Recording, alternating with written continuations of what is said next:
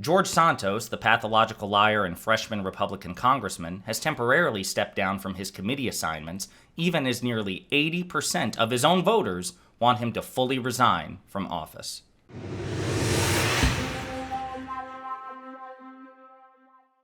All right, folks, it's a day that ends in Y, which means we have another story about George Santos, the pathological liar and freshman Republican congressman who, now that Donald Trump is no longer in office, seems to be looking to take Trump's place as the poster boy for Republican dishonesty and fraud as far as sitting members of government are concerned, okay?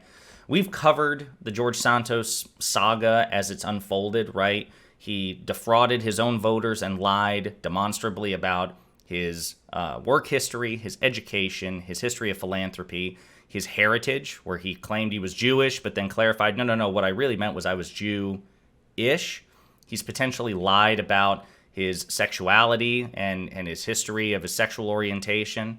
He also is under investigation by multiple domestic government authorities on a state, local, and federal level. And even in Brazil, he's under investigation internationally as well for potential finance crimes. He's been referred to the House Ethics Committee. This dude is a nexus of dishonesty and scandal and fraud. Donald Trump would be proud, right? But the story thickens a bit, the plot thickens a bit, because George Santos has temporarily stepped down from his committee assignments. Committee assignments he was granted by the House Republicans and Kevin McCarthy, the Speaker of the House, even after everybody knew about, again, all the dishonesty, all the lies about his philanthropy, his work history, his heritage, all these things. He was still given committee assignments because they desperately need those votes.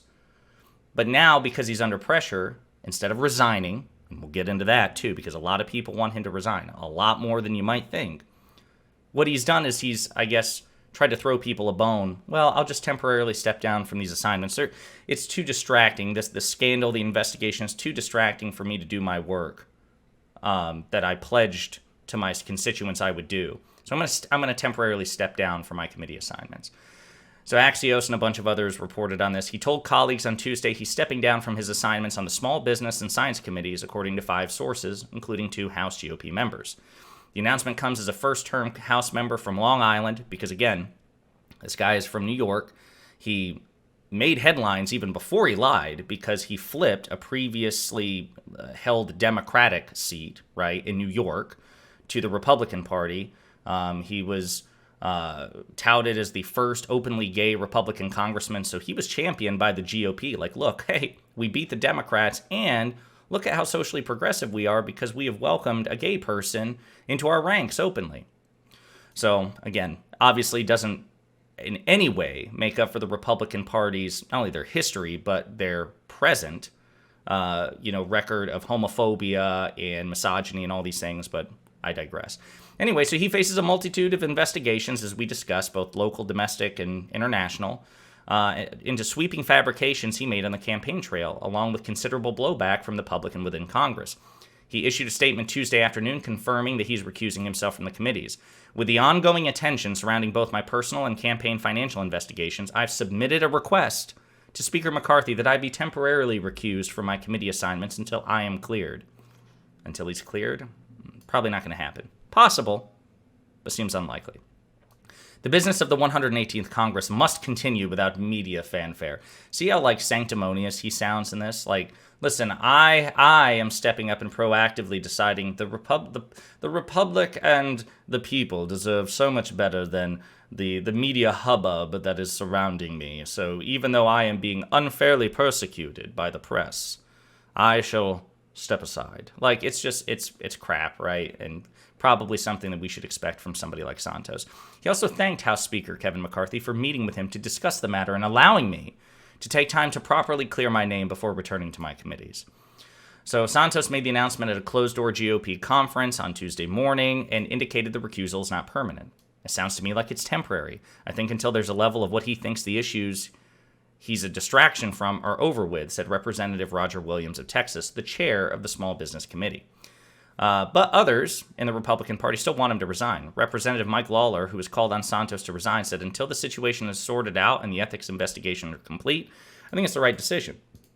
I think it's the right decision, too. I just don't think it's the most right decision. I think the most right decision at this point would be for that guy to resign, right? Republicans would be every Republican in both the House and the Senate, and probably in the country, would be demanding that this guy resign if it were a Democrat, right? So the ethical standard shouldn't switch simply because he's an ally. But McCarthy told reporters that he and Santos talked about the move on Monday. I met with George Santos yesterday. We had a discussion, and he asked me if he could do that. I think it was an appropriate decision that until he can clear everything up, he's off committees right now. But Democrats, in particular, are still, like me, saying that this is insufficient. Richie Torres from New York, George Santos' own state, said, why is he stopping there? Precisely, it's a half measure. Half measures like voluntarily taking himself off his committee assignments are not good enough. He's a disgrace today. He'll be a disgrace tomorrow. He should resign from office immediately. And on that note, that sentiment is not only shared by pretty much everybody in the Democratic Party and by many members of his own party, the Republican Party, but by quite a few Santos voters. So as the Washington Post reports, I think it was a YouGov poll, the historic support for George Santos' resignation is pretty intense. A Newsday Siena College poll finds that 78% of voters in Santos' congressional district want him to resign. Not just step down from assignments, want him to fully resign. This builds on a previous Siena poll last week, which showed that nearly 60% of voters statewide, so not just in his district, but in all of New York, nearly 60% are calling for the resignation of George Santos. Okay?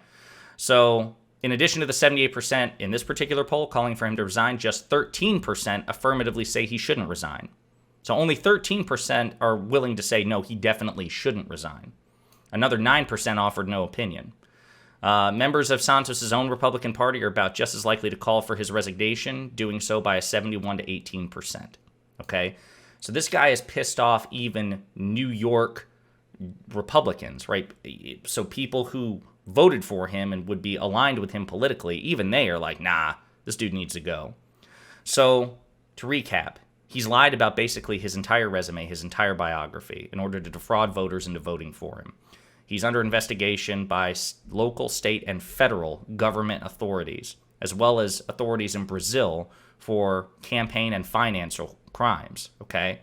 And nearly 80% of his own constituents, not just Democrats, not just Republicans, not Democrats or Republicans in California, Texas, his own constituents in New York are calling for him to resign. This dude's got to go. He's an anchor around the neck of the Republican Party. And I guess there's some lizard logic to letting it linger there, right? I mean, because he's going to be the gift that keeps on giving for we Democrats, because he's a constant reminder of how the Republican Party is just, again, not Republican voters, the Republican Party, the sitting members of Congress, members of the government, people who should know better, the thought leaders, the movers, the shakers, those who we have elected to make decisions on our behalf, people who should show integrity and the courage of their convictions. They have no convictions. They have no principles. They just want to win, which is why Kevin McCarthy gave this man assignments even after 98% of everything we just said was already known by the time McCarthy gave him those assignments. So it's just proof that from Donald Trump, the leader of the Republican Party, all the way down to somebody like George Santos, who's an incoming freshman Republican congressman, this is a rotten party. And you shouldn't vote for them. Ever. Hey, you! Thanks for watching. If you liked the video, and I hope that you did, please hit the like and subscribe buttons below. And if you absolutely hated the video, the best revenge for you is also to hit the like and subscribe buttons below. That'll teach me. If you want to share an opinion or share some feedback, go ahead and leave a comment, all right? 2023 is a year of change, hence the aggressive rebrand and commitment to new content. Inspired by my friends Luke Beasley and STV Philly, my personal goal for this channel is to hit 40,000 subscribers by the end of the year. So I'm hoping you'll do me a solid by spreading the word and the videos to potential fans and hate watchers alike. And in the meantime, we'll be pondering politics again with you very soon.